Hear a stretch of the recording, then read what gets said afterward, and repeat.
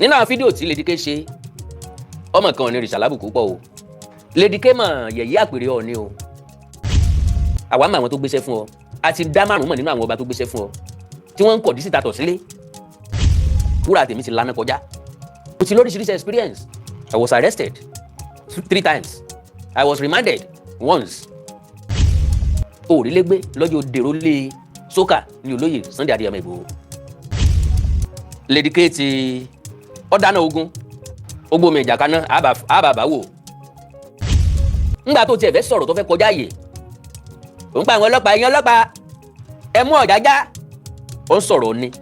bí ìgbà téèyàn ń sọ̀rọ̀ ọmọ kékeré. bá béèrè o pé ta ló fẹnu àbùkù kan Ooni tó sọ̀kalẹ̀ láyọ̀ rí wọ́n máa ń parẹ́ máyé lára. oníwádìí ni mí mo tọpa ọ̀pọ̀lọpọ̀ ìlú padà sílé Ifẹ̀ ó jẹ́ kí n wo wípé ojúṣe ni fún mi tí n bá lórí ọ̀fẹ́ láti jẹ́ kan náà àwọn tí wọ́n máa defend the throne yẹn. I love that throne so much. Yorùbá Parapọ̀ TV ẹ máa gbọ́ ẹ máa wò ó ẹ subscribe síbẹ̀ ẹ láìkí ẹ̀ bó bá ṣe ń lọ àwa ò ní jẹ́ kétí yín ó di sí o. Yorùbá Parapọ̀ TV àgbàlẹ́tù ọmọdé làwọ̀. bí a ti ṣe ń wá ojú ọ̀rọ̀ yìí ló tún dín kókó sí i. Awikoko ti wá jáde lórí ohun tí Lady K sọ ó ní gbogbo ọ̀hún pátápátá kò rí bẹ́ẹ̀. ó ní bẹ́ẹ̀ bá gbàgbé nínú fọ́nrán tí mo fi jáde ní ìkànnì yìí yẹn ní Yorùbá Parapọ̀ TV lọ́sẹ̀ tó kọjá ni mo sọ fún wa wípé Awikoko sọ pé tí Lady K bá kọ̀ tí ò bá dákẹ́ pé káwọn ìjọ máa ń ṣe kinní ọ̀hún lọ wípé káwọn tó ṣe dé episode 30 ó máa rẹ Lady K. Awikoko ní àwọn ọba márùn-ún ọ̀tọ̀ọ̀tọ̀ tí wọ́n ń kí Lady K láyà òun làṣírí wọn ti tú báyìí o. ọ̀wà ni nítorí èyí gbogbo tí Lady K ń ṣe yìí yóò padà jẹ̀bi ẹ̀. Awikoko tún ti wá jáde gbayagbaya lórí ọ̀rọ̀ tí Lady K sọ àti bó ṣe ń tẹnuba orí Apere Ooni náà ni Awikoko ti wá jáde lọ sọ wípé bó ti wù kó sọ̀rọ̀ nípa orí Apere Ooni tó òun dúró gidigba ni o wípé mímìkan ò lé mi Ooni pé Ooni ti kọjá ẹni àrífín ó ní kọjá ẹnìkan tàbùkù. wà ní àwọn ọ̀rọ̀ kàṣàkàṣà èyí tí Lady K ń sọ pé yóò fọ́n níkun o àwọn ọ̀rọ̀ ọ̀hún tó wá ti ń fọ́n níkun òun náà l'Awikoko ti wá sọ báyìí. ọ̀rọ̀ pọ̀ tí Awikoko sọ nínú ọ̀rọ̀ rẹ̀. ẹ wo bó bá jẹ́gbà àkọ́kọ́ lẹ́yìn wò wá àbí ẹ ti jẹ́ olólùfẹ́ wa tẹ́lẹ̀ rí ṣùgbọ́n ẹ ò tí ì tẹ subscribe button síbẹ̀ ẹ bá wa tẹ̀ síbẹ̀ à ń bẹ̀ yín ni o àfẹ́kẹ́ ẹ bá wa dọ̀rẹ́ káwa náà ó sì bá yín dọ̀rẹ́ ẹ wá má gbàgbé láti ti aago tí ń bẹ lẹ́gbẹ̀ẹ́ èyí tí ó máa rán yín létí nígbàkúùgbà tá a bá ti wà lórí ètò. tó Awikoko sọ wìnrìnwìnrìn ọ̀rọ̀ jábọ́ nù tọ̀tẹ̀ yìí nǹkan kì í ṣẹ̀ṣẹ̀ ràgò ọ̀rọ̀ pọ̀ ń bẹ nípa ọ̀rọ̀ ọmọkùnrin tán ló ń wa kùsà tó jẹ́ oníkòkó tó pè sórí ètò Lady K lọ́jọ́ sí tán jọ ń fọ̀rọ̀ jomi torí ọ̀rọ̀. Awikoko sọ púpọ̀ ń bẹ ẹ̀já máa bẹ́tò ń bọ̀ ẹ̀já ṣíà ẹ o ẹ̀já kọ́mẹ̀ntì lórí ẹ̀ ẹ̀já pè kálé. mọ̀ ń bẹ̀ yín ni pé bẹ́ẹ̀ ṣe ń wọlé òun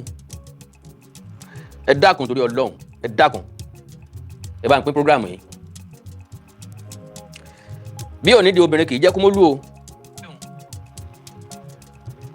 ẹkún ní í ṣe atọ́kùn fúnkun. gbogbo yín mọ̀ wípé tí o bá ti ní tó ṣe ẹ̀ṣẹ̀ kì í dédé ṣe lásán. Àkàndá lórí ọ̀rọ̀ tí Lady K dálẹ̀ ṣe mọ̀ wípé àrò tí ń dáràn nígbà míì ọrùn ẹlẹ́sẹ̀ méjì wọ́n ń dá sí. Lady K ti ọ̀dáná ogun ó gbómi ìjà kaná àbàbà wò. eléyìí tó gbé mi wá padà lónìí ó ní tí ọ̀rọ̀ pẹ́ number 1 tí Lady K sọ ń pa rẹ̀ because lónìí wọ́n mójú ajé kò ní sọ. ọpẹ́ number 1 pé Lady K sórí ètò àbí àìlẹ́jà nílẹ̀ bàbá mi ò débí bẹ́ẹ̀ èèyàn bá lè jà ọdún iwájú ìtàlẹ́ bàbá ẹni gbèjẹ ni. tóògùn ẹni bá dáni lójú sí la fi gbárí. number 1 jẹ́ kó yẹ pé èmi tó sọ̀rọ̀ mi lélẹ́yìí o ẹni asọ̀rọ̀ ẹ̀ lẹ́yìn tó sì gbọ́ abitulu kára bí agiri wọn pẹ̀lú wọn. èmi tó sọ̀rọ̀ mi lẹ́yìn rẹ̀ mo wá láti wá kọ́ ọ lójú mú ẹ̀rí jáde mú àwọn ẹ̀rí ẹ̀ jáde. kí làwọn ẹ̀sùn tí Lady K fi kọ́ Pẹ́yẹmí? number 1 bàbá àgbà ìjáyà àwọn ọlọ̀tẹ̀ ìbẹ̀rù fáwọn ẹni bí ọmọ ọkọ tí kì í sọ máa lè lára òpó tí ń bẹ nílé-Ifẹ̀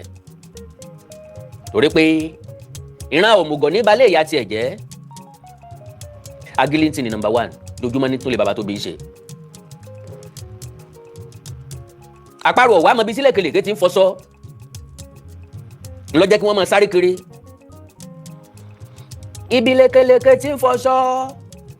ẹ̀yà àparò kò gbọ́dọ̀ mọ́ bẹ́ẹ̀ apárò wọn ọmọ bíi tí lékelèké ọpẹ́ number 1 ti ń fọṣọ irú Lady.K yanu pọngàlà ń béèrè lọ́wọ́ Ọpẹ́yẹmí number 1 gbèsè kí ni ń ṣe tó fi láwọn bọ́ìsì ẹ bá mi ṣe àìkọ́ dọ̀dọ̀ Lady.K bá mi táàgẹ̀ pé mi sọ pé kọ́ wá ojúkòrò kí ojúkòrò jẹ ẹ bá ń béèrè lọ Lady.K gbèsè kí ni olóyè Sunday Adéyẹmọ Ìgbòho ṣe tó fi ní bọ́ìsì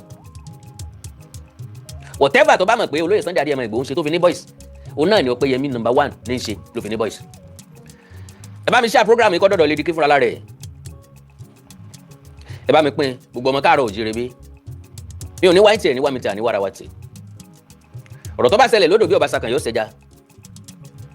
bí wọ́n bá ń bú yẹ tí wọ́n ń bú babẹ́ tó ọlọ́jọ́ kú rẹ̀ ò tí ì pé ọjọ́ kú rẹ̀ ti pé o fúnra lára ẹ̀ ló ń yẹ ǹbá ti dá sọ̀rọ̀ Lady.K tó bá jẹ́ pé mo róòtọ́ nínú nǹkan tó ń sọ bí àrígbámú bá ń bẹ̀ ìdí ni pé ó ń fẹ̀ tẹ́lẹ̀ ó ń palàpálàpá ó ń mú àtàmọ́ ó ń fi gbogbo nǹkan wéra wọn ó dẹ̀ ń lọ gbogbo nǹkan lójúmọ́ra wọn nínú àwọn fídíò tí Lady.K ṣe ọmọ kan Ooni rìṣà lábùkù pọ̀ o Lady.K mọ̀ yẹ̀yẹ́ Apere Ooni o tí n bá wá gbọ́ tí n bá sọ̀rọ̀ ọmọ àlè ni mí àti pàápàá èròjà ń bà mí lẹ́yìn Ooni tí Ile-Ife Lady.K sọ̀rọ̀ nípa Ológùdù wọ́n sọ̀rọ̀ nípa ìyá Chicago kan pàápàá jùlọ sọ̀rọ̀ nípa Ọpẹ́ number 1. Now I will now ask you questions. Sọ mọ̀ wípé bọ́ bá jẹ́ ẹni tójú ẹ̀ ò rí lé omi ńlá kàn dọ́rọ̀ Awikoko ọ̀rọ̀ ìbámu dùn sọ lẹ́nu mi ṣùgbọ́n ìwọ Lady.K tí yanu pọngàlà bí ajá gbẹran lẹ́bù yìí tó ń bú alára tó ń bú ajérò tó ń fọn ìpọ̀dé wàràn gbàgà tó rò pé ṣe lè yàn kàn déédéé máa gbé tí òkè ló ti sàlẹ̀ tí ọkàn máa bú àwọn ẹni tó jù lọ tàbí tí ọkàn máa accuse èèyàn wrongly mo pè ọ́ wá síta nísìn láti wá wò fúnra lára ẹ kí n béèrè àwọn ìbéèrè lọ́wọ́ ẹ ìkọ́sẹ́ ẹni tí bá ń gbọ́ Lady.K yóò rò wípé èèyàn kan tó láyà ni ọ́ wọn ò ní mọ̀ pé olójoojú patan mọ́ lọ wọn ò ní mọ̀ pé tó bá gbúrò knockout ìṣeré àwọn mọ̀jẹ̀sí láyàjọ́ ọjọ́ kérésì tí wọ́n bá yin báńgà ọmọ tọ̀ sára ni kí ló sọ ọ́ dèrò lé olóyè Sunday Adéyẹmọ Ìgbòho ńgbà tó dé ńgbà náà láti ibi tó lọ tó kiri méde ṣègbè àlùsí ẹ̀ wá lọ ibi tó wá sí ajé lọ kápẹ́ bẹ́ẹ̀ ńgbà tó dé ilé làbọ̀ sinmi oko kí ló dé tó lọ sílé tí bẹ́ẹ̀ yẹn bá délé láti ilé òkèèrè ilé ẹbí ẹ̀ ní yọ lọ àárín ẹbí ẹ̀ ní yóò ti lọ bá wọn ṣeré kí ló dé tó jẹ́ pé olóyè Sunday Adéyẹmọ Ìgbòho ló fìdí pagbá sí ṣé ìyàwó olóyè Sunday Ìgbòho ní ọ ni sọ́rẹ́bìnrin olóyè Sunday Ìgbòho ní ọ ni no ni ansa béèrè méjèèjì ọ lọ sílé olóyè Sunday Adéyẹmọ Ìgbòho èmi àti ẹjọ́ mọ̀ wípé torí pé o ò rí bi lọ torí pé o ti balẹ̀jẹ́ o ti bọ̀nà jẹ́ kó o tó wálé ńgbà náà o ti fẹnu balẹ̀ jẹ́ àwọn èèyàn ti wá ń dúnkokò mọ́ ọ pé tó o bá dé o ọ jẹ́ mú kò mí ìyà òun lọ sá fún ìbẹ̀rù òun lọ sá fún tó o fi lè lọ sáwọn ọ̀dọ́ ẹbí tiẹ̀ ṣé bí lọ́jẹ́ kí wọ́n kó o máwọn tán kúnlé olóyè Sunday Adéyẹmọ Ìgbòho I am asking you because ọ̀rọ̀ ẹni kẹta ò sí ń bẹ̀ ń tẹ̀mí pẹ̀lú ẹjọ́ mọ̀ ni ìṣègbè èèyàn sọ fẹ́mi tàbí mo gbọ́ ń bì kan ọ̀rọ̀ tẹ̀mí àti ẹjọ́ mọ̀ ni tó lè jiyàn rẹ̀ now back to gbé kí ni number 1 ṣe tó fi láwọn boys kí ló lóyè Sunday Adéyẹmọ Ìgbòho ṣe tó fi láwọn boys I will tell you ntọ́lóyè Sunday Adéyẹmọ Ìgbòho ṣe tó fi láwọn boys sọ́pọ̀ the same thing náà l'Ọpẹ́yẹmí number 1 àkọ́kọ́ olóyè Sunday Adéyẹmọ Ìgbòho láwọn ọ̀pọ̀lọpọ̀ àwọn èèyàn tí ń tọ́ tí ń bọ́ tí wọ́n ń jẹun lọ́dọ̀ rẹ̀ tí wọ́n rọ̀gbọ̀kú lélé ayé ẹ̀ tó jẹ́ pé ọ̀dọ̀ rẹ̀ ni wọ́n depend lé bákan náà l'Ọpẹ́ number 1 tiwa náà ló ṣe láwọn èèyàn tó rọ̀gbọ̀kú lé tí wọ́n ń jẹun lọ́dọ̀ rẹ̀ tí wọ́n ń jẹun lábẹ́ tí ń bọ́ lójoojúmọ́ tí ń gbọ́ bùkátà lórí wọn.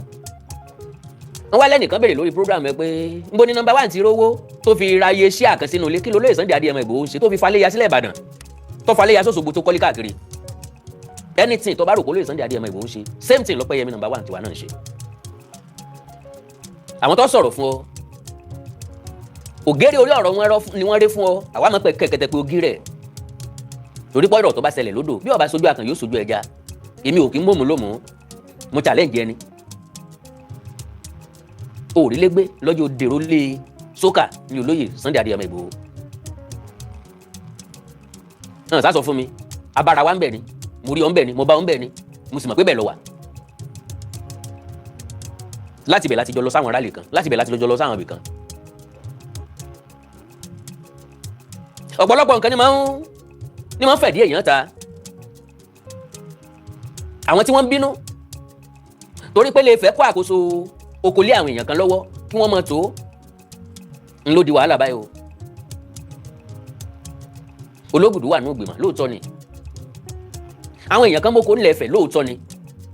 ṣùgbọ́n wọ́n Le.Awikoko ń bèèrè lọ́wọ́ ẹ̀ tó ń jìjà ìtọ́ tó ń jìjà tó ọ̀mọ̀dí tó bọ́ sójú ogun tó ọmọ nǹkan kan pa rẹ̀. Mr. Ayọ̀túndé Sala, God bless you, ẹ̀yin ra sticker fún mi lórí ètò tòní ìníwá yín ti sá o, ẹ ṣé mo dúpẹ́. Wọ́n bèèrè lọ́wọ́ Le.Awikoko because oko tí wọ́n ń pè lóko Ifẹ̀ ó ti wà tipẹ́ látayébáyé. Kí ni mo sọ fún ọ? Ó ti ṣe kí ni? Ó ti wà látayébáyé. Ǹjẹ́ kọ́kọ́ treat Ọpẹ́yẹmí Fájẹ́ Ọpẹ́yẹmí number 1 náà. Bàbá àgbàlagbà ẹ má bínú pé mo dá yín lóye mo pè é lórúkọ. Ẹni tí ọmọ bá ní fọ bá ṣeré lọ́rọ̀ ọmọ o. Ajá ìsìn ni kò láyà àti sọdẹ. Agbo ìsìn ni rọ̀rọ̀ rí ò tó nǹkan. Social media náà ló sọ wọ́n daláriwo àti jẹ́ àtimú náà ní ọ̀tọ̀ọ̀tọ̀ ọ̀rọ̀. Lọ́jọ́ máa ké bí ẹ̀ǹkan kàtàrẹ́ lóbò. Lọ́jọ́ máa yọ fòkìfòkì síta bí ìkẹta tán. Torí lọ́kàn ẹ̀ gbogbo nǹkan lèèyàn lè sọ lórí ìtàkùn ayélujára. Ó gbàgbé òfin, ó gbàgbé àtúbọ̀tán. So now ọ̀pọ̀lọpọ̀ àwọn èèyàn ní ń bólóyè Sunday Adéyẹmọ Ìgbòho ṣiṣẹ́. Èmi àti ẹjọ́ mọ̀ bólóyè Sunday Adéyẹmọ Ìgbòho kò yàn mọ́ra. So also Ọpẹ́ number 1 náà kó àwọn èèyàn mọ́ra. Oníṣòwò ní Sunday Ìgbòho, oníṣòwò lọ́pẹ́ number 1, ìṣòwò wọn lọ́yàtọ̀. Mọ́tò lólóyè Sunday Ìgbòho ń tà, Ọpẹ́yẹmí number 1. Big dealer of cocoa ni, cocoa produce. Fídíò kan máa jáde lẹ́yìn eléyìí. Mi lọ sọ́fíìsì Ọpẹ́yẹmí number 1. Mo rìkọ́ọ̀dù ọ́fíìsì wọn torí àwọn nonsense tó sọ lórí ìtàkùn ayélujára. Wípé lọ́fíìsì Ọpẹ́ number 1 o, wọ́n ní sẹ́ẹ̀lì ń bẹ̀, wọ́n máa ń ná àwọn èèyàn ń bẹ̀. Fídíò tí máa fi hàn àwọn èèyàn yẹn tó bá jẹ́ pé ọjọ́ bíi sẹ́ẹ̀lì, tó bá jẹ́ bí tán ti ń ná àwọn èèyàn. Wàá sáré kòkó tí wọ́n tán rà ń bẹ̀. Wàá dẹ̀ rí pé kì í ṣe kòkó tán ẹ̀sẹ̀ gbé débẹ̀. Wàá dẹ̀ rí scale kòkó ń bẹ̀. Wàá dẹ̀ rí many things ń bẹ̀. Tó bá jọ bí tí sẹ́ẹ̀lì wà tán tí ń fi àjẹ́ èèyàn, you will now prove it to us. Oríṣiríṣi allegation ló fi kọ Ọpẹ́yẹmí number 1. Bàbá àgbà ìjáyà ìbínú wọn á bínú kú ni. Inú bíbí ní pẹ̀tù, ìsúkè ní pàgbọ̀nrín. Igi ọ̀mọ̀ ní sìnkú òrókò, ìwọ lọ́jà àkàrà àwọn abínú ẹni. Ọpẹ́ number 1. Le.Awikoko, I put it to you. Ó ní Ọpẹ́ number 1. Ńgbà tó tiẹ̀ fẹ́ sọ̀rọ̀ tó fẹ́ kọjá àyè. Ó ń pa àwọn ọlọ́pàá, ẹ̀yin ọlọ́pàá. Mọ̀ bóyá fídíò yẹn wà nítòsí ni. Ẹ̀yin ọlọ́pàá. Ẹ mú Ọ̀jájá. Ó ń sọ̀rọ̀ ni. Bí ìgbà téèyàn ń sọ̀rọ̀ ọmọ kékeré. Ẹranko ẹlẹ́ranko. Ó yanu pọ̀n gàlà bí ajá gbẹran lẹ́bu. Ẹ mú Ọ̀jájá. Ó produce Ọpẹ́ number 1. Ọmọ ẹyẹ ni. Èmi rò pé ọmọ àdán ni, àbọ̀ mi kú. Ó yẹ kó sọ ẹni tó initiate Ọpẹ́ number 1 sí ẹgbẹ́ òkùnkùn ẹyẹ. Tàbí kó sọ bí tán ti ń ṣẹgbẹ́, tàbí kó sọ àwọn ẹgbẹ́ tán sọ fún ọ pé ara àwọn ni. Now, oko yìí, ó dàbí àlọ́ kan tá a máa ń pa ńgbà tá a wà kékeré. Lọ́tún èjì o, àlùjànjàn kíjan. Lọ́tún èjì o, àlùjànjàn kíjan. Gbogbo ayé pa yeye rẹ̀ jẹ. Àlùjànjàn kíjan. Lọ́tún nìkan ló kù o, àlùjànjàn kíjan. Kò sí ìlú tí ò nílẹ̀. Ọ̀pọ̀lọpọ̀ ìlú tó nílẹ̀ wọ́n ti ta tiwọn fáwọn tó fẹ́ fi kọ́ estate. Àwọn míì ti kógi kúrò lórí tọ̀dọ̀ wọn ti sọ di pápá bí ìpínlẹ̀ Ọ̀yọ́. Ilẹ̀ pọ̀ ìpínlẹ̀ Ọ̀yọ́. Ile-Ife ló ní ilẹ̀ títí dódò Ọ̀ọ̀ni ní òkè igbó tá a bá ti kọjá àfẹ́tẹ̀dó.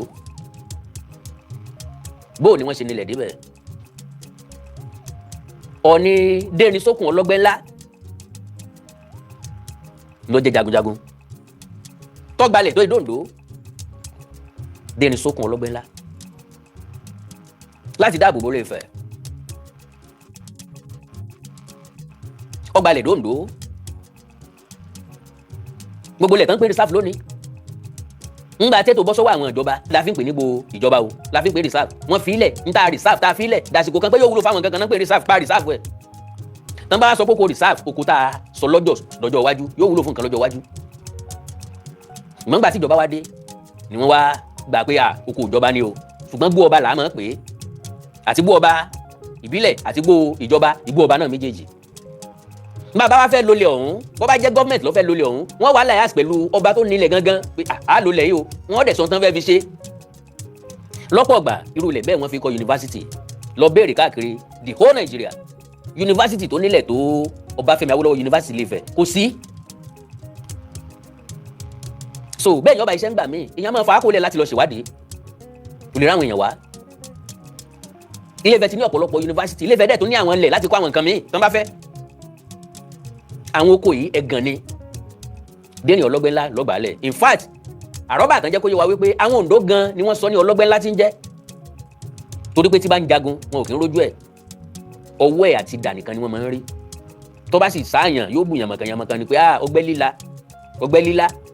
ọgbẹ́ni ńlá ló bù tàbí pé idà tó gbé dání idà ńlá ni ọgbẹ́ líla náà fi sọ di ọlọ́gbẹ́ ńlá níbẹ̀ ló ti mórúkọ ọlọ́gbẹ́ ńlá dẹ́ni sọ́kùnrin jẹ́. nǹkan kan bẹ́ẹ̀ ní orúkọ rẹ̀ tí wọ́n pé ayamọ parakọ́gi ẹni àkókò ń bímọ dè lẹ́sẹ̀ òkè dẹ́ni sọ́kùn ọlọ́gbẹ́ ńlá ní jẹ́ bẹ́ẹ̀. àsìkò rẹ̀ ni wọ́n gba gbogbo àwọn ilẹ̀ yẹn lédìké ọdẹ láwọn òbí wọ́n dẹ̀ dìjàjúlẹ̀ wọ́n dẹ̀ ń gbọ́ nǹkan tó sọ wọ́n dẹ̀ ń wo nǹkan tó sọ ọdẹ láwọn ẹbí ọdẹ láwọn ọ̀rẹ́ wọ́n dẹ̀ ń wo àwọn ọdẹ kọ́ṣẹ́. wọ́n sọ pé Ológùdù àti Ọpẹ́ number 1 wọ́n ń pààyàn káàkiri yóò wù wá tó bá lè mú àwòrán tó bá lè mú evidence àwọn èèyàn tí wọ́n pa jáde ibi tán pa wọ́n sí jáde gbérin wò gbérin ṣe débi sòkòtò bá bẹ́ẹ̀ lọ́wọ́ àwọn èèyàn lọ mọ́kó wọ́n mú joko tí wọ́n sanwó ẹ̀ lọ wọ́n dẹ̀ yọ ojú oko wọn fún wọn wọ́n gba ilé tó kù kó ń bẹ̀ ó ṣe wá dogun Ilé-Ifẹ̀ ló ní nǹkan wọn bá mú nǹkan mi ò yẹ kó dìjà Ológùdù ò dẹ̀ ṣe illegally Ilé-Ifẹ̀ ló yan Ológùdù síbẹ̀ àwa mọ àwọn tó gbéṣẹ́ fún ọ a ti dá márùn-ún mọ̀ nínú àwọn ọba tó gbéṣẹ́ fún ọ tí wọ́n ń kọ̀ dísítà tọ̀ sílé tí wọ́n fún ọ ní inaccurate information tí wọ́n náà dẹ̀ respond lé tó dẹ̀ ń gbégbèsè lé lórí tí ọ dẹ̀ mọ̀jẹ̀ sọ pé ọba yẹ̀ jẹ́. now ọ̀pọ̀lọpọ̀ àwọn èèyàn tí wọ́n jẹ́ aráàta ni wọ́n múlẹ̀ tó pọ̀ jù ń bẹ̀ ọ̀gbọ́n tá a máa ń kọ́ fún fẹ̀ǹgbà náà ni sọ ma pé mi ń ṣe fẹ̀ Ọ̀yọ́ lèmi ṣùgbọ́n mo cherish Ilé-Ifẹ̀ gan mo cherish Apere Ilé-Ifẹ̀ gan Ọ̀ọ̀ni Apere Ọ̀ọ̀ni àrólé Oòduà be the source of Yorùbá nation níbi tí gbogbo ọ̀pọ̀lú ti jáde lọ oníwádìí ni mí mo tọpa ọ̀pọ̀lọpọ̀ ìlú padà sí Ilé-Ifẹ̀ ó jẹ́ kí n wo wípé ojúṣe ni fún mi tí n bá lórí ọ̀fẹ́ láti jẹ́ kan náà àwọn tí wọ́n máa defend the throne yẹn I love that throne so much. ọ̀gbọ́n tá a máa ń kọ́ fún fẹ̀gbà kan ni ọmọdé ìlà ẹmúlẹ̀ dá àgbà ìlà ẹmúlẹ̀ ẹmu ọ̀dọ́mọdé òfẹ́ ògèlè ẹ̀ ṣe o ọmọdé ìlà ẹmúlẹ̀ dá Ifẹ̀ náà ni wọ́n kọ́ o wọ́n máa ń fi àwọn ìlà ṣe yẹ̀yẹ́ ní ogbe ẹ̀yin lẹ láìkí wàhálà o ògèlè àwọn máa ń ṣe ń tiwa o Ifẹ̀ ò kí ń dáko go and ask. so gbogbo àwọn oko tó ń sọ ohun Ifẹ̀ kọ́ ló pọ̀ ń bẹ o àwọn àjèjì lọ́pọ̀ ń bẹ o wọ́n dẹ̀ ń gbègbè ayé àlàáfíà ń bẹ kò síbi tíṣe òsì kò síbi tíjà òsì lè wáyé anytime why mentioning Ọpẹ́ number 1 why mentioning Ológùdù why mentioning Ọ̀ọ̀ni pé Ọ̀ọ̀ni lọ́rọ̀ wọn ń ṣe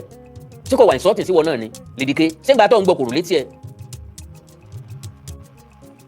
ṣé kò rùn. so now ńgbà tó wá ń foríṣiríṣi ẹ̀sùn kọ́pẹ́ number 1 tọ́pẹ́ number 1 wá pè ọ́ sórí ètò tó wá accuse number 1 ńgbà tán dárúkọ pé number 1 fún ọ ẹrù ọ̀bọ àyàrí ọjà jẹnijẹni ó mú ọ ọdẹ yanu pọngà lọdẹ ń pè ó kọ́kọ́ béèrè dáadáa pé ẹni tẹ́ ń pè number 1 yìí kí ló dé tán fi ń pè number 1 náà ọwọ́ ló ń béèrè sẹ́yìn á máa béèrè lọ́wọ́ àgbàlagbà pé báwo ló ṣe ẹni tí ọ̀yà ń lówó tí ọ̀dà ń lóko só lè béèrè pé ó lè pe ní lárúnwó béèrè lọ́wọ́ olóyè Sunday Adéyẹmọ Ìgbòho òsàdínkù tí burẹ̀ sanwó ìwà àdìsá ọmọ aládìkún ẹ̀gbọ́n mi dáadáa tí ò ní tán tí ò ní bàjẹ́ fún láíláí béèrè Ọpẹ́ number 1 lọ́wọ́ ẹ̀ àrífín ńlá kò sì gbẹ́nu ẹ̀ iye iṣẹ́ àkànní bẹ́nu ilé Ọpẹ́ number 1 ṣé tí n bá lówó mi ò lè rárú sí abẹ́ sínú ilé mi ni tí wàá challenge mi at the age of 50 years níbo ni mo ti rí iye kan owó àwọn tó ń ṣe skit ni owó lé tán kọ́ ni owó nǹkan tán rà síbẹ̀ why can't you challenge them what nonsense. owó tí olóyè Sunday Adéyẹmọ Ìgbòho fà sí Ìbàdàn ni ọkọ̀ chalet inú chalet yẹn náà ti fún wọn nǹkan tó gbéǹgbà náà inú chalet yẹn oríṣiríṣi àwọn èèyàn tí ń gbé bẹ̀ ni wọ́n gbé bẹ́ẹ̀ náà ti fún wọn nìkan bẹ́ẹ̀ kí ló tọ̀ wá bèè lọ́wọ́ olóyè Sunday Adéyẹmọ Ìgbòho pé bolẹ̀ ti rówó kọ́lé kọ́ wá sọ yé ṣe tán ta ṣé àtìmẹ́ nínú ilé òsàdínkún ntọ́ bá nígbàgbọ́ pé olóyè Sunday Adéyẹmọ Ìgbòho ń ṣe same thing ni Ọpẹ́yẹ number 1 ṣe tó bá mọ̀ pé oníṣòwò ni Ìgbòho oníṣòwò ni Ọpẹ́yẹ number 1. so ọ̀rọ̀ Ilé-Ifẹ̀ tó ń dá sí kò yé ọ o kọ̀ọ̀kan o wá béèrè o pé ta ló fẹnu àbùkù kan Ooni tó sọ̀kalẹ̀ láyọ̀ rí wọ́n máa ń parẹ́ máyé lára ní ìlúkẹ́lù kan kì í tọ́ ni okùn kan kì í tó kún àgbàlẹ̀ okùn àgbà tí ó yí bí kanajàngbọ̀n ò sí Ọọ̀ni lè dákẹ́ kọ́ mọ́ sọ̀rọ̀ àwọn alálẹ̀ ni máa ń sọ̀rọ̀ fún Ọọ̀ni ò ní láti fẹ́ nìkan kan lésì Ọọ̀ni we never decide so low láti fún rẹ̀ lésì for what who are you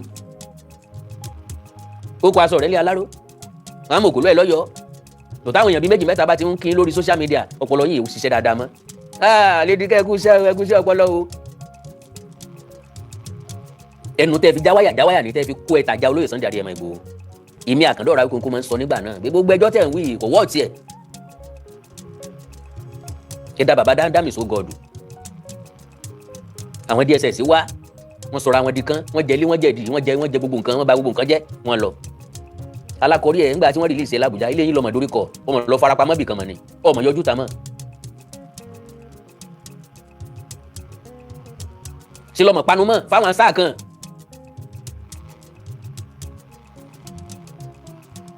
ṣùgbọ́n ní ìsìn mi tiẹ̀ kọ́kọ́ ní kí n tún béèrè lọ́wọ́ ẹ̀ pé èèlò ni wọ́n ó fún ọ tó bẹ́ẹ̀ tó fi ń fa ọ̀ràn sórí ara ẹ bọ́ọ̀ bá mọ̀ bó ti wù kọ́ mọ́ pẹ́ lọ́rùn tó ìyá rẹ̀ ń bẹ́nu kúlà yóò bá ń gbà tó bá délé ayé me tell you that gbogbo àwọn ẹ̀sùn tó fi kan number 1 yìí ó ń padà bọ̀ wá bá ń gbà tó bá padà dé ilé tó fi kan Ológùdù ó ń padà bọ̀ wá bá tó bá padà dé ilé tó fi kan ní Ile-Ife ó ń padà bọ̀ wá bá tó bá padà dé and if care is not taken wọ́n lè gbé ọ wá láti ibi tó wà yẹn anywhere tó wù kọ́ wà Madam Ledike wọ́n lè gbé ọ wá láti ibi tó wà majority yín ọjà tẹ́ńtà lórí social media ti kó sí lórí kò sẹ́ńtọ́ sọ pé kẹ́ mọ́tajà lórí social media ǹjẹ́ ọ̀tọ̀sẹ́ ǹjẹ́ ọ̀tàbàgì ǹjẹ́ ọ̀tàbàtà bọ̀ tẹ́ kọ́kọ́ sọ̀rọ̀ tó máa attract àwọn èèyàn máìndì tí ó ti di ọ̀rọ̀ yẹn yọ. ìwọ ń sọ fún kábíyèsí Ọ̀nìrìṣà ni pé tẹ́ bá play mi máa play yín Ọọ̀ni ìtì tẹ́ bá play mi kọ́ tó bá play mi máa play ẹ what nonsense irú nonsense wo nìyẹn Ọọ̀ni Ile-Ife tó bá play mi máa play ẹ tó bá lo mọ bọ́ọ̀ gbá máa sọ fún ẹ pé èmi ni Ronaldo bí wọ́n bá jẹ́ Ronaldo kò mọ rí pé bí wọ́n bá jẹ́ Ronaldo Messi lèmi abínibí àti ability wọn ò bára wọn mọ́dún létí bákan náà ni wọn ò jọra wọn bó ti wù kí adìẹ ọ̀pọ̀ tó àgbèrè òde ọ̀wárí gbogbo igi tí o sì bá ń gbó àti èyí tó bá o sì ní gbó wọn padà fòṣè sí gbó ni èmi bèlè pé mọ́má ti dáyàn mọ̀ lórí ìtàkùn ayélujára kọ́ wá kọ́ńtẹ́ǹtì gidi kọ́ mọ̀ ṣe owó ẹ̀kọ́ owó àkàrà ó sì máa yọ níta wálé ayé wá ṣe náà nù kò sí tó òkà kójọ láyé ọjọ́ abákú náà gbogbo ẹ lọ láti máa fọ̀nà sórí ara èèyàn wẹ́ bóyá torí pé ẹ̀lẹ́kọ́ ni èmi ti wúrà tèmi ti lana kọjá mo ti lóríṣiríṣi experience I was arrested 3 times I was remanded once òye ti yé mi sí for you to be mentioning pé lágbájá pààyàn tàmẹ̀dún pààyàn ó produce ẹ̀ńtàn pàṣẹ ẹni tó wà nínú ẹgbẹ́ òkùnkùn ẹyẹ tó ní number 1 bẹ láàrin àwọn ó produce ẹ ẹni tó wà nínú ẹgbẹ́ òkùnkùn ẹyẹ tó wá sọ pé number 1 lọ̀gá àwọn ó produce ẹ o unfortunately mo fẹ́ play kíní yẹn mo ti wá gbàgbé pé fóònù tí mo fẹ́ tó wà lórí ẹ̀ ni mo fi ṣe program ó sì dùn mí gan ó yẹ kí n rí lórí fóònù mi náà ọ̀rọ̀ tó sọ o kọ́mọ́ dàbí ẹni pé Awíkókó etí ẹ ti pọ̀ jù gan ṣá eléyìí tó fi sọ̀rọ̀ Ledike báyìí Ledike yẹn ò lẹ́kọ̀ọ́ ni o. ẹ̀ẹ́dìdà ti gbé ọgbà jẹ̀bi. kí náà fẹ́ gbé fún. ẹ̀ẹ́dìdà ti gbé òun àti ọba Ológùdù ni wọ́n jọ ṣiṣẹ́ tí wọ́n jọ pa àwọn èèyàn ṣé kí n tún gbé fídíò wá. ẹ ti gbọ́. ẹ má fi etí yín gbọ́ láti ẹnu ọmọ ìlú bí wọ́n ṣe testify sí wípé òun ló pa àwọn ní ìpakúpa òun ló kó àwọn ọmọ ẹyẹ Ológùdù ló kó àwọn ọmọ ẹyẹ Ológùdù òun ló kó àwọn ọmọ ẹyẹ wá sínú pálásì láti wá ṣe ìkà fún àwọn èèyàn láti wá pa àwọn èèyàn nínú oko láti wá ṣe iṣẹ́ ibi Ológùdù ó ṣiṣẹ́ fún Ọọ̀ni of Ife mo fẹ́ gbé pitch video wá ní òkè tó ṣe tí àgájú gbọ́.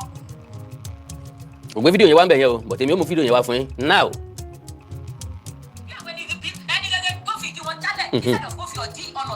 ṣé ń gbọ́ ṣé ń gbọ́ ran.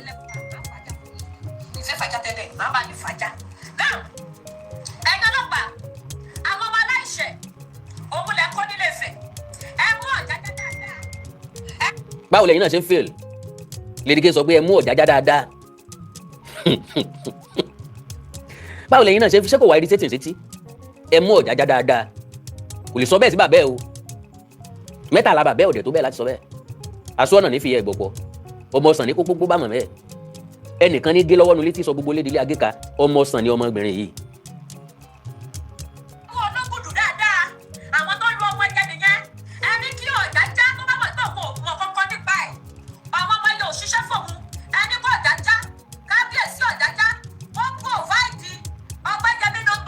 kó pòfáìdì Ọpẹ́yẹmí #1 fún kínní. nbí tọ́lọ́pàá bá ń wáyàn fúnra wọn yóò ní nǹkan kan tó máa lídìí sí nǹkan kan yóò ní tó ń tọ̀ ń ṣe kan tó máa wáyàn. sẹ́yìn ó dédé fa ẹni tí ọmọ nǹkan kan lẹ̀ pé ọ̀yá torí pé Lady kan sọ̀rọ̀ o ẹ̀yin ọlọ́pàá o #1 lélẹ̀ o kí ni #1 ṣe fún ọ. tó tún fi bíntù ẹ̀ hàn common implication. ẹ ti gbọ́ nǹkan tó sọ ọmọ ẹyẹ ni olórí àwọn ẹyẹ ni.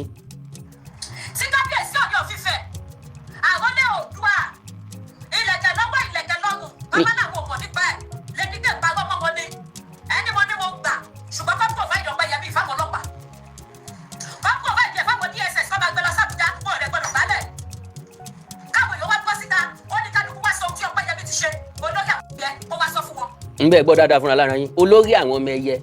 òun lọ fọpẹ́ yẹ òun lọ initiate Ọpẹ́ #1 o bàbá àgbẹ̀ má bínú pé mo pè ń lóko o. ẹjọ́ ọlọ́pàá Nàìjíríà CB IG ẹ̀ṣẹ́ àdúgbò ọpẹ́ tí ẹ̀ bá wa gbẹ̀gbẹ̀sẹ̀ ṣùgbọ́n tó bìbù lẹ́kọ́ ẹ nídìí àti gbé ẹni tí ẹ̀ ń bọ̀ níwájú kábíyèsí ọ̀nà ìṣàyè. àwọn ọmọ ẹyẹ wọn ní àbí àwọn ọmọ ẹgbẹ́ òkùnkùn wọn ni wọ́n ń sọjọ́ bí ìjà bẹ́ẹ̀lẹ̀ láàrin wọn wọ́n ń bára wọn jà ó wá mú nọ́nsẹ̀nsì mọ́ra wọn ó wá ní Ọpẹ́ #1 ní olórí wọn lọ̀gá wọn tí Tọ́pẹ́ #1 bá jẹ́ ọ̀gá wọn tí ń gbà tí wọ́n ń ṣe patí tíjà ṣẹlẹ̀ wọ́n máa ń ṣe carnival láwọn ìlú kan tíjà ó ṣẹlẹ̀ ńbẹ̀ ṣé káwá sọ pé ọba ìlú yẹn ló ní kán máa jà ni àbí jòyè ìlú ló ní kán máa jà ni àbí torí pé ẹ̀fẹ́ràn ẹnìkan lẹ́wà sọ pé ẹni yẹn ló ní kán máa jà. Lady K wọ gangan béèrè lọ́wọ́ rẹ̀ mọ̀ bó ṣe ṣe kọ́ ọmọ wo program yìí àwọn tó sì wọ́ sọ fún ọ pé Awikoko sọ̀rọ̀ ń parẹ́ o ọ̀sọ́ gbólóhùn kan olóòní sinmi lórí ọ̀rọ̀ ọ̀fẹ́ èmi wá ní eṣinṣin tí ọ̀gbọ́ kìlọ̀ ní bá ọ̀gẹ̀dẹ̀ wọ ẹnu ọ̀bọ eṣinṣin tí ọ̀gbọ́ kìlọ̀ ní bá òkú wọ sàárè tó bá láwọn èèyàn gidi tó wà lára ǹdẹ̀ tó wà ń sọ̀rọ̀ ǹdẹ̀ wọ́n lè advice ẹ pé Lady K oko panu lọ ń lọ yìí o because ẹ̀yin tẹ́ ẹ bá súnmọ́ tẹ́ ẹ bá lè bá sòótọ́ ọ̀rọ̀ ìṣubú ẹ̀ lẹ́ ń wá o kó tú kánná lẹ́yìn Ọ̀ọ̀ni tí Ile-Ife kó sinmi lórí ọ̀rọ̀ Ológùdù èmi àti ẹ ti jọ mú ṣòkòtò kan náà bọ̀ o àádẹ́jọ fà á dé episode 30 ó dà pé episode 2 lélẹ̀ àbí 3 2 ok 2 ok yọ mọ̀ wípé ẹran tá a fà tí ọ̀já wọn ń pè ní náà episode 2 lélẹ̀ àjọ fà á dé episode 30 ńgbà tá a bàjọ́ wá sọ̀kalẹ̀ ní episode 30 tá a máa close chapter yẹn ní tí ó ṣẹlẹ̀ ńgbà náà kò tí ì sẹ́ńtọ́ mọ́ if you will still remain the same màá bọ́ ẹ lọ́wọ́ pọkùnrin ní òkè ṣobìnrin because you have nothing to prove and I have many things to prove tọ́rọ̀ bá jẹ mọ́rọ̀ Ile-Ife tọ́rọ̀ bá jẹ mọ́rọ̀ ní ti Ile-Ife I have a lot to prove pápápá tí wọ́n sọ lélẹ̀ kí n tó lọ ó ń sọ pẹ̀lú ìdánilójú Ológùdù ń ṣiṣẹ́ fọ́ ni iṣẹ́ kí Ológùdù ń ṣe fọ́ ni because Ológùdù ọba ni ìlú wà tí wọ́n ń pè ní Ògùdù ìlú kékeré ni lóòótọ́ àwọn èèyàn lóko ń bẹ̀ náà oko Ògùdù kọ́ là ń sọ̀rọ̀ nípa rẹ̀ reserve là ń sọ̀rọ̀ nípa igbó ọba là ń sọ̀rọ̀ igbó reserve là ń sọ̀rọ̀ nípa ẹ̀ unfortunately enough ẹnìkan náà àwọn tó wà ní reserve yẹn náà bá mi sọ̀rọ̀ ẹ jẹ́ n wo time mi bóyá mo lè play voice wọn bí tí mo gé sí ọ̀tọ̀ ni yà máa lò lórí program mi ẹ má bínú máa lò lórí program mi so that kó lè wà detail àwọn ibìkan wà tán ti dárúkọ wọn ìfẹ́ kórúkọ wọn hàn bẹ́ẹ̀ ìyá ìfẹ́ kórúkọ ẹni lẹ́ni hàn fẹ́ anything tó máa implicate wọn mi ìfẹ́ tó bá yẹ kí n change voice wọn máa change ẹ̀ so ẹ má jẹ́ kí n fìkánjú lò ó kí n má bàa dá nǹkan kan tí ò ṣe sẹ́ni ẹlẹ́ni lọ́rùn. Now to the best of my understanding another video is coming níbi tẹ́ ti máa rí ọ́fíìsì ọpẹ́ number 1. ẹ ń bá ní wàhálà àbí lọ́wọ́ kò ní ọ́fíìsì kó fi CCTV camera síbẹ̀, and where you check that office yóò wù mí nínú comment section kẹ́ ẹ sọ fún mi irú èèyàn tí ọpẹ́ number 1 ń ṣe. iṣẹ́ tí ẹ̀dá bá ń ṣe lọ́lọ́mọ ń fa àlùbáríkà sí. ìwọ ń béèrè lọ́wọ́ number 1 ńgbà tí wọ́n ní minor làwọn, wọ́n ń béèrè pé ta ló fún ọ ní license, ṣé bàbá tiẹ̀ ń há license fún yàn ni? ṣé ìràn bàbá ńlá kú bá bẹ́ẹ̀ so ṣiṣẹ́ mining rí? ṣé wọ́n mọ nǹkan tó ń ṣe tó ń pè ní mining? ìjọba ló ń mine o, majority yín ti ń sunkún Ọọ̀ni tẹ́ ń pariwo Ọọ̀ni. Ọọ̀ni ti wá gbogbo góòlù tán o. ṣé wọ́n lè wá góòlù nínú ìlú kan kí gómìnà ọmọ mọ̀ káàrí orílẹ̀-èdè ọmọ mọ̀? ìjọba ní mọ̀ wá kùsà o. bẹ́ẹ̀ bá wá kùsà ìjọba náà ní yọ ṣagbátẹrù rẹ̀. ṣó ti wá rí i pé ọkùnrin ni wọ́n ń pè ní àgbẹ̀, ọkùnrin wọ́n ń pè ládàá, ọkùnrin ni wọ́n ń pè ní number 1. bọ́ọ̀ bá mirin tó gbóhùn irin kò ṣe nǹkan kan o. number 1 lórí òun, lórí fẹ́rẹ́fẹ́ òun, ọ̀sánwó rírí o tó kọ̀ jẹ́ kọ́ ọmọ yìí tó kéré lọ́wọ́ à kò jẹ́ kó fail number 1. ọpẹ́ number 1 ajogún ẹ̀wù ni ó kò jẹ́ ọmọ yìí agbára ńlá. àwa tá a mọ la mọ̀ pọ́kùnrin ni. ẹpọ̀n tẹ́pọ̀n awọ rẹ̀ a máa yí jura wọn lọ. Lady K bọba ló nímọ̀ràn gidi. ilẹ̀ tó ń sunkún sí òun ṣébó náà mo gbìyànjú láti sọ bí ó ṣe jẹ́ fún ọ yẹn. so gbogbo ẹ̀yin ọmọ káàárọ̀ oòjíire n tó prompt mi láti wá fídíò kan bẹ tí mo máa play lórí program tí n bá lórí ọ̀fẹ́ láti rìkọ́dù comment section fídíò yẹn ẹ rí i pé like 97 to 98% àwọn tó comment síbẹ̀ wọ́n support ọ̀rọ̀ tí Lady K sọ. ṣe mọ̀ pé lóòótọ́ àìjónírọ́gbọ́rọ̀ ìjà ní dálẹ̀ ṣùgbọ́n tí rọ́bà ti ń pọ̀ jù lọ́pọ̀ gbà á máa fẹ́ jò ó tọ́ o. èèyà àwọn ọba igan ṣá èèyà àwọn náà ti support nǹkan tó sọ. wọ́n á wò pé ṣé gbogbo ọkàn mọ́wọ́ lẹ́rán bẹ́ẹ̀ náà ní sọ̀rọ̀ ni. ọmọ ẹ̀ ọ́ dẹ̀ mọ́ sọ nonsense ẹ̀ ọ̀pọ̀ nonsense yóò dẹ̀ mọ́ rant yóò dẹ̀ mọ́ pariwo yóò dẹ̀ mọ́ sunkún lórí social media yóò dẹ̀ mọ́ ní sympathy unnecessarily lórí nǹkan tí ọmọ. mo gbọ́ tẹ nìkan tó because àwọn oko yìí nìsín ó ti wà látàyọ ní síjú adé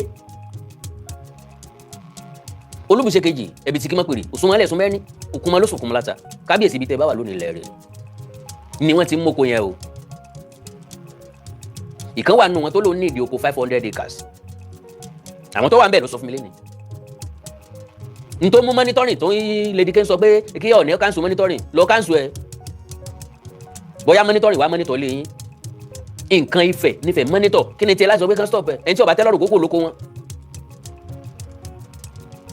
mo ti bẹ̀rẹ̀ sí ní lọ sóko Ifẹ̀ ó máa jẹ́ láti 1980 nígbà tí mo kéré dáadáa a máa ń lọ kí bàbá màmá mi nígbà náà bàbá Ọdẹ́yẹmí because bàbá yẹn máa kú ó kú bóyá ó ṣáájú dáàdì mi kú àbí kó kú lẹ́yìn tí dáàdì mi kú and my father died in the year 1981 bí mo ṣe kéré tó ń gbà náà tí mi ìjọmọ ọdún 6 lọ bàbá yẹn máa ń gba búrẹ́dì fún mi bí ìgbà tí mo bá fẹ́ gba búrẹ́dì tán fẹ́ tà because mi mú jẹ mi jẹ yàtọ̀ sí búrẹ́dì gbà yẹn oko wa ń gbà náà ó ń pè lóbùtù kíní làá gbà wọlé ọ̀nà òsì àràsá láti wọlé ọ̀nà òsì láti wọlé òkè kan bẹ lókè lọ́nà òsì ń gbà yẹn ó ṣe ṣe kan ti lẹ́fù ẹ̀ ní ìsìn títí ti máa fẹ̀ ọ̀kadà ti wà bọ̀ láyé ìgbà yẹn mọ́tò já gini wọ́n máa ń to bíi bẹ́ǹṣì mẹ́ta báyìí tẹ́ máa ń fìlúra yín tàbá ti dóṣì àti fẹ́ dé Rógunjó nìyẹn bí mo ṣe kéré tó ń gbà náà àti fẹ́ dé Rógunjó Junction Rógunjó là á ti máa bọ́lẹ̀ láti Rógunjó tàbá ti ń lọ a máa kan ibì kan a máa kan abúlé kan tán pè ní Ìdí Àgbọn tàbá ti kúrò ní Ìdí Àgbọn a máa lọ sóbùtù láti Òbùtù a máa lọ sí Ìpọnrin láti Ìpọnrin a lè dé Kéré Kámbù àti bẹ́ẹ̀ bẹ́ẹ̀ lọ bọ̀ láti Rógunjó tàbá ti yà a máa lọ sí Àrà Joshua Àrà Òsà Àrà Akínlóye àti bẹ́ẹ̀ bẹ́ẹ̀ lọ kó lè mọ̀ wípé èmi mọ gbogbo ibi tó ń sọ mo mọ tó mọ̀ rárá tọ́rọ̀ bá ti jẹ mọ́ Ilé-Ifẹ̀ o kéégún bí ilébi ò sí kò sókun àgbà tó yẹ bí ìkànnì jẹgbọn ní tí n bá sọ nípa Ifẹ̀ àtàyíká Ifẹ̀ mo mọ dojúdojú torí pé mo tọ́ dáàyè kókà dọlọdẹ défẹ̀ tẹ̀dó mo tọ́ mo rìn gan mo sì ti ń wo ààfin Ọ̀ọ̀ni as far back as 1991 no 1994 95 96 97 àwọn gọ́fúnà ni mo máa ń tẹ̀lé wọ bẹ̀ torí gbogbo tọmọdé ṣe pátápátá mo ṣe máa ń wọ tí ní uniform ń gbà náà wọ́n ti ní uniform tán wọ̀ ní ìsìn gbà náà o aṣọ àwọn kọ́pà làwọn fi ṣe uniform ìgbà tá a kọ́ bẹ̀rẹ̀ máa ń wọ̀ ńgbà náà first la máa ń wọ̀ later táwọn kọ́pà bá ti lo aṣọ kò àgbà lọ́wọ́ tàbí kára lọ́wọ́ ní uniform máa ń wọ̀ ńgbà náà. so tán bá ń sọ̀rọ̀ Ile-Ife to God be the glory gáràjì ọlọ́dẹ God bless you gáràjì ọlọ́dẹ. so kí ni tí mo gbìyànjú àti sọ òní wípé ǹjẹ́ ẹ jẹ́ mọ̀ wípé Ifẹ̀ náà ni ó ń ṣera wọn èkú nígbẹ̀dẹ̀ àdá Ifẹ̀ ní ṣera wọn. wọ́n nígbàgbọ́ pé kọ́mítì tí palace yàn tí wọ́n fológùdù sí alága wọn ẹni tẹ́yàn bá trust náà lèyàn máa ń fi ṣalákòóso nǹkan gbogbo ìjọba ló lẹ́yìn tán trust. Ológùdù is a complete gentle and cool man when you meet him in person a very very responsible father. See the way you are shouting his name láì sọ̀daràn òun paint wọn lọ́daràn ọmọ pé wọ́n gangan ló lè dọ̀daràn bẹ́ẹ̀ yẹn. Ile-Ife ló yan Ológùdù síbẹ̀ ká ní mo láǹfààní àti play tí mo fẹ́ play ni wàá gbọ́ táwọn tí wọ́n wà ń bẹ̀ sọ wípé àwọn ò gbàdúrà kí wọ́n gbólógùdù kúrò